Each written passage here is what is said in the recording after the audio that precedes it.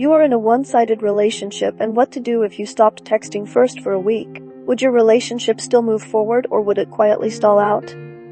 If that made your chest tighten, you might be carrying the whole thing on your back, and one-sided love rarely shouts. It whispers through small moments. You are always the one who starts the chat, makes the plans, smooths things over after arguments, remembers their big days while yours get brushed aside, hears sweet promises that never make it onto a calendar, gets rescheduled, kept off socials or away from friends in the name of privacy, and left with that audition feeling like you have to earn what should already be yours. Here's the shift. Stop over-functioning for a week and watch what the silence reveals. Then have a calm, direct chat. I care about us, and lately I am carrying the planning and the repair. I need shared effort. Can we split initiation and protect a weekly date together?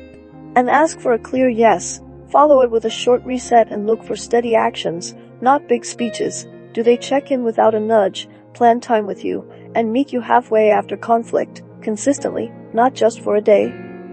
Decide with your eyes open. If the effort shows up and stays, appreciate it and keep building. If it spikes then fades, or nothing changes, step back with kindness and self-respect, because your needs aren't too much, they are the basics, and even the busiest person can spare 10 seconds for thinking of you. Let's talk Friday. While long-distance love still shares the work with structure and care, and if you feel unsafe, controlled, you deserve reciprocity, clarity, and peace. Love should not make you beg for the bare minimum, so protect your energy, match effort, and choose the relationship that chooses you back. We will keep bringing you more great videos to help improve your love life. Please subscribe to the channel. It helps keep us motivated, and share the video too.